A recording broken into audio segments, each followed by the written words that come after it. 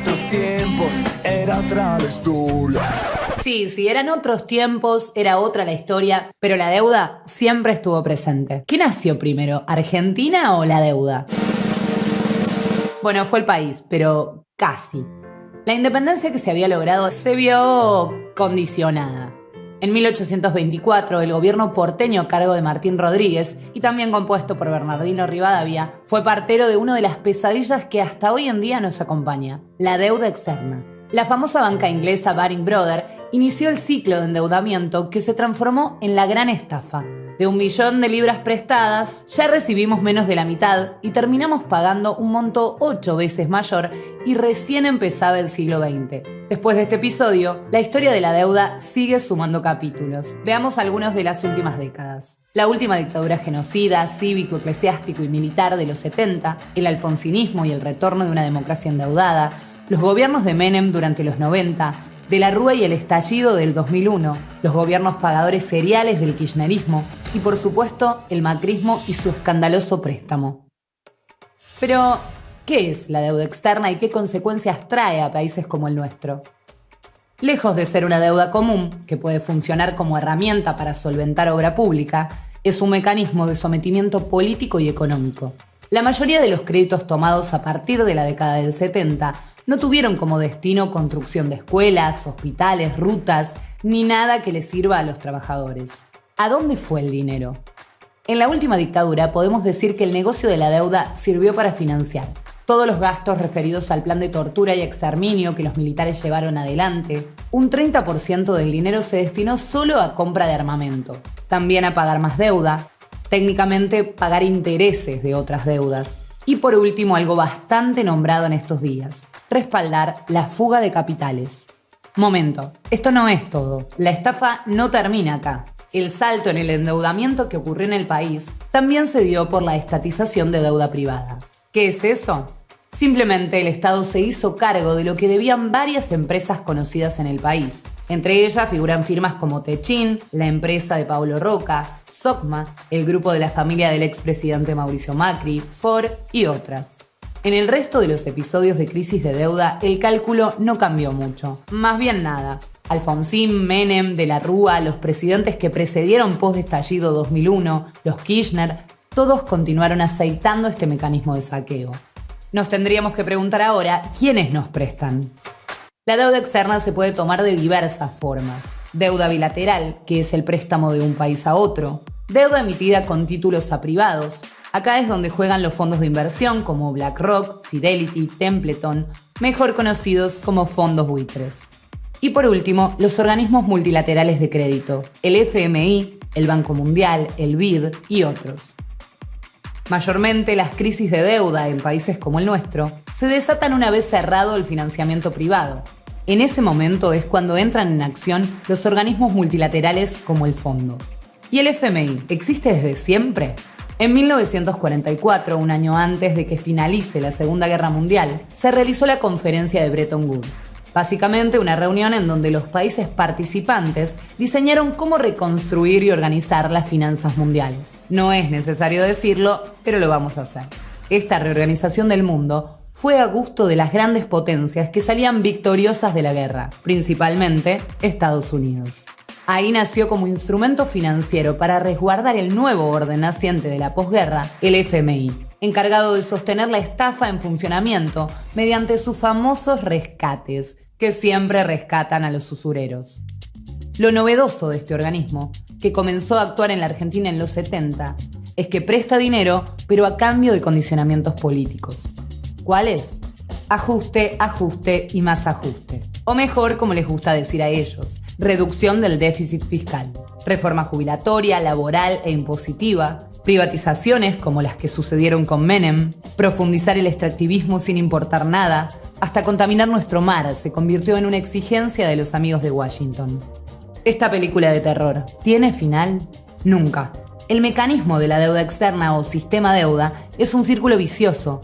Desde la dictadura hasta el presente hemos pagado más de 600.000 millones de dólares. Sin embargo, la deuda aún sigue ahí.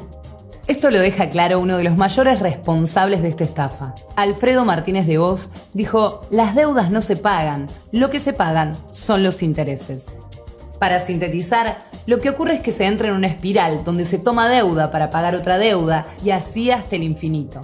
Por solo mencionar un ejemplo, durante los mandatos de Néstor y Cristina se pagaron más de 200.000 millones de dólares y el problema no se resolvió. Pero los 70 fueron hace mucho. ¿Hay algo nuevo? Sí, en 2016, con Macri como presidente, comenzó un nuevo ciclo de endeudamiento. Primero se le pagó la deuda a los buitres, con votación de todos los bloques del Parlamento menos la izquierda, dándole una ganancia extraordinaria de más del 1000% sobre los bonos que tenían. Luego se empezó a solicitar más deuda en el mercado privado, rematando bonos hasta a 100 años. Cuando la especulación explotó, se empezaron a fugar los fondos que venían del exterior al mercado financiero para invertir en LEVAC, LELIQ y otros instrumentos especulativos que daban tasas de interés superiores a las de cualquier otra parte del mundo. Con la bomba estallada en la cara, en 2018 el mercado de deuda privada se cierra y una vez más vuelve al país el Fondo Monetario Internacional. Su ayuda, a través de un préstamo conocido como stand-by, rompe con todas las reglas que pudieran existir. Le otorga el crédito más grande de la historia a la Argentina por 57.000 millones de dólares, algo que por su propio reglamento no podía ser. Igual solo llegaron 45.000 millones. Pero eso no es todo. El crédito que nadie vio fue utilizado por el Messi de las finanzas, Luis Toto Caputo, y el exministro de Economía, Nicolás Dujovne, para seguir impulsando la bicicleta financiera, otro elemento que vuelve un fraude a esta deuda. Tanto que hasta es reconocido por los propios funcionarios del fondo. Eso sí, el fraude existe, pero la plata la quieren igual. Así llegamos al presente. Alberto Fernández asumió repudiando la deuda por sus irregularidades, pero, spoiler alert, sí, también la pagó.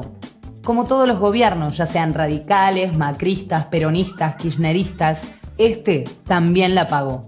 Y entonces, ¿ahora se terminó todo? No, para nada. De nuevo la misma receta. Nos quedamos sin plata y le volvimos a pedir al fondo más plata para pagar su propia deuda. Por estos días se discute y se conoce que vamos a otro crédito, ahora uno que se llama Facilidades Extendidas. ¿Qué cambia? Solo el nombre.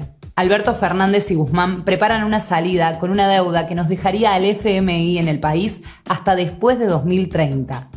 Y esta vez, ¿qué nos piden a cambio? Como lo hace el mecanismo de la deuda, ahora me toca a mí repetir. Ajuste, ajuste y más ajuste. O mejor, como les gusta decir a ellos, reducción del déficit fiscal. Reforma jubilatoria, laboral e impositiva, privatizaciones como las que sucedieron con Menem, y lo nuevo, profundizar el extractivismo sin importar nada. Hasta contaminar nuestro mar se convirtió en una exigencia de los amigos de Washington. Ya conocimos cómo surgió y qué es la deuda externa. Sin embargo, ¿cómo afecta el nuevo acuerdo con el FMI a los y las trabajadoras? Lejos de lo que dice el gobierno, el acuerdo con el Fondo Monetario es una pésima noticia para el pueblo trabajador. Tanto para los estatales como para los privados, porque este acuerdo va a significar menos salario, más precarización laboral y cuando quieras protestar seguramente van a intentar recortar tu derecho a salir a las calles. A los estatales, al bajar los presupuestos sociales, nos van a bajar el salario. Y además va a haber menos planta permanente, más contratos de locación, más monotributos, más precarización. Y para los trabajadores privados, más flexibilización laboral. Fíjate lo que pasa en Toyota hoy. Hay mayores ritmos de producción. Te recortan los francos y te recortan las licencias. Si esto no es reforma laboral, ¿qué es? Sin embargo, los problemas para nosotras y nosotros no terminan acá. Con este acuerdo con el fondo va a haber más inflación, devaluación de la moneda y eso va a significar una depreciación muy importante de nuestro poder adquisitivo. ¿Y quiénes ganan? Los mismos de siempre, los empresarios, los mismos que se beneficiaron cuando se tomó esta deuda millonaria. Hoy va a seguir la puerta giratoria, van a seguir viviendo a costilla del Estado y nosotros vamos a pagar sus deudas. Por eso, una de las primeras conclusiones que tenemos que sacar es que si vivís para trabajar, si con lo que ganás no te alcanza más que para pagar el alquiler, si no llegás a fin de mes, tenés que rechazar este acuerdo con el Fondo Monetario Internacional. ¿Y cómo lo hacemos? Bueno, Organízate con tus compañeras y compañeros de trabajo para salir a la calle, para participar de las movilizaciones y sumate con nosotras y nosotros al MST en el Frente de Izquierda Unidad para que cada vez seamos más los que enfrentamos este acuerdo y lo derrotamos en las calles. El drama de la deuda externa tiene más capítulos. Las consecuencias sociales y económicas no son las únicas que este mecanismo deja en nuestro país. La crisis climática es real y ya llegó. Los efectos devastadores los estamos viendo a nivel internacional. Huracanes, tsunamis, incendios, deforestación, crisis hídricas, sequías, inundaciones. Los científicos en el mundo son categóricos. Si no reducimos los gases de efecto invernadero en el próximo periodo, la vida en el planeta como la conocemos está cuestionada. Lamentablemente, el gobierno de Alberto Fernández le da la espalda a la comunidad científica, profundizando este modelo de sobreproducción y sobreconsumo en la Argentina. Nos dice que ante la crisis económica, ecológica y sanitaria más importante a la que asistimos, la mejor forma de poder salir es seguir atados al Fondo Monetario Internacional, es seguir pagando supuestamente para crecer. ¿Dónde está el crecimiento sobre la base de rifar nuestros territorios para que empresas multinacionales saqueen, contaminen, se lleven todos nuestros bienes comunes, nos dejen una profunda contaminación en el agua, en el suelo, en el aire, personas con profundas enfermedades y una devastación total en las economías regionales? ¿Dónde está el progreso y el desarrollo de un acuerdo que está basado en ponderar las ganancias de unos pocos por encima de la vida? Los ecosocialistas rechazamos de plano este acuerdo neocolonial y de dependencia. Y cuando intenten hacerlo pasar en marzo por el Congreso, tenemos que ser miles. Una gran marea que le dice no al acuerdo con el Fondo Monetario Internacional, basta de extractivismo. Porque si ellos nos quieren dejar sin nada, bueno, nosotros tenemos que ir por todo. Todo lo que genera la deuda y el FMI se siente fuerte en los barrios. Todo lo malo que genera la deuda externa en los barrios se siente fuertemente. El gobierno prometió asado y recomponer la crisis social que dejó el macrismo. Nada de eso pasó. Hoy 6 de cada 10 pibes son pobres. Ahora nos quieren hacer creer que con este nuevo acuerdo vamos a crecer. Nosotros no le creemos nada. Y no le creemos nada porque su ministro Zabaleta en Desarrollo Social ya aplica la letra chica del acuerdo con el Fondo Monetario. No solo no genera trabajo genuino, sino que ya anunció que no va a haber apertura de nuevos programas sociales. Y a quienes nos movilizamos nos trata de extorsionadores. Extorsionador es este gobierno que nos quiere hipotecar el futuro. Por eso te invitamos a sumarte el día que se trate el acuerdo a rodear todos juntos el Congreso. La deuda externa es una estafa económica en la que encima no tenemos ni voz ni voto. Además de fraudulenta e ilegítima, la deuda externa argentina es odiosa. Se considera una deuda odiosa cuando no va en beneficio del pueblo ni del país y cuando el que presta conoce esa circunstancia. Y así pasó con la dictadura militar, que la impuso con un genocidio y el Fondo Monetario lo sabía. Pero el último tramo, el que pidió Mauricio Macri, también es una deuda odiosa, porque no fue en beneficio del pueblo ni del país y porque el Fondo Monetario también conocía esa circunstancia. Por eso se la puede considerar odiosa y no pagarla. Pero en cambio, el gobierno de Alberto Fernández la convalida y la quieren hacer pasar por el Congreso para que se apruebe ese acuerdo con tal de pagar. Pero además de odiosa y antidemocrática, la deuda externa es antinacional, porque condiciona toda la economía de nuestro país al servicio de pagarle el capital y los intereses al Fondo Monetario Internacional. Y encima, una de las imposiciones es que cada 3 meses va a venir una misión del fondo a monitorear nuestras cuentas, a ver si dan los números para pagarle los millones y millones que ellos se llevan. Entonces, por antidemocrática y por antinacional, no corresponde pagar la deuda externa. Desde la izquierda siempre denunciamos esta situación coherentemente. Encima se viene el FMI, que para mí es otro debate también muy importante. O sea, vamos a acordar con el FMI quiénes son los diputados que van a enfrentar en el próximo Congreso al FMI. Nosotros creemos que todos se han pronunciado a favor, salvo el Frente de Izquierda, y el FMI viene con un ajustazo bajo el brazo. Ese ajuste, más la situación de catástrofe actual, va a generar una enorme conflictividad social. Nosotros somos de los que creemos que nos vamos para arriba si no pagamos la deuda, que el problema es pagar la deuda, y que no se soluciona ningún problema pagando, sino al revés, porque tenemos la mitad de la población en la pobreza. La deuda que hay que pagar es la deuda con el pueblo argentino. La deuda, por ejemplo, Macri reconoció que las 50.000, casi 45, 50.000 millones que pidió, se fueron a salvar los bancos. Toda la deuda va a parar a cualquier lugar menos al pueblo trabajador. Sin embargo, el que la paga es el pueblo trabajador. Se llevaron ya al Congreso Nacional todas las carpetas con las empresas que fugaron guita afuera. ¿Cuál está en cana de los empresarios esos que fugaron la guita? ¿Dónde están los 45.000 millones de dólares del FMI que entró acá? ¿Dónde está? No, se fugaron. Y bueno, claramente. ¿y entonces por qué tenemos que pagar? ¿Por qué tenemos que seguir con esta timba financiera donde los ricos hacen lo que quieren? Yo creo que sí, hay dos propuestas claras. Sí, es la de Esper, que los ricos hagan lo que se les canta, y nosotros que planteamos que los ricos tienen que poner en este país de una vez por todas. ¿Y cuál es el juego del mundo que beneficia a la Argentina con 51% de pobreza? No. Con 15% de indigencia, con 7 de cada 10 jóvenes pobres. Ese es el mundo. Estamos de acuerdo, pero ese es el mundo al que quieren seguir. Y es el mundo que nos va a llevar al 70% de pobreza, al 30% de indigencia. Ese es el mundo. Yo no quiero ese mundo. Yo sí quiero salir de ese mundo. Yo quiero que la guita que hacen los argentinos vaya a paliar la pobreza que existe en este país, a que se hagan planes de obras públicas, vivienda, que se levanten los hospitales, que se levanten las escuelas públicas, que se aumenten los presupuestos que están en la lona, los presupuestos de salud y educación. Y ahora, ante el avance de las negociaciones, el acuerdo con el FMI que el gobierno pretende aprobar en el Congreso recorre toda la realidad política nacional y divide aguas. O se está por asumir ese staff impagable, recibiendo nuevos préstamos que significarán un mayor endeudamiento millonario, o se está por romper con ese mecanismo de saqueo y entrega. El gobierno y la derecha de Juntos por el Cambio proponen acordar y pagar.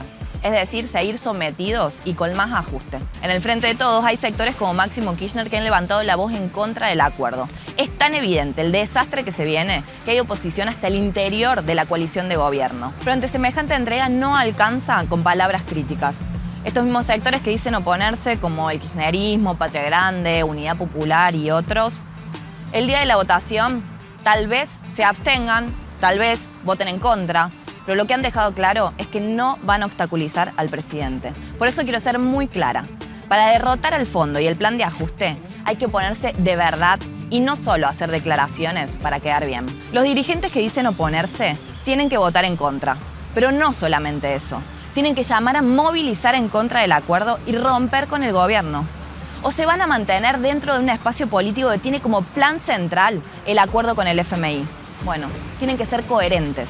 Lamentablemente, hasta ahora, no lo han hecho. Y las direcciones sindicales que también dicen oponerse al acuerdo con el FMI, que lo demuestren, que llamen a un paro el día del tratamiento y que coordinen un plan de lucha con el sindicalismo combativo. Es por esto que a las trabajadoras, los trabajadores, a la juventud que votaron y confiaron en el Frente de Todos en contra del macrismo, convocamos a que movilicemos juntos en contra del acuerdo con el FMI, porque tenemos que seguir impulsando una fuerte campaña contra esta estafa.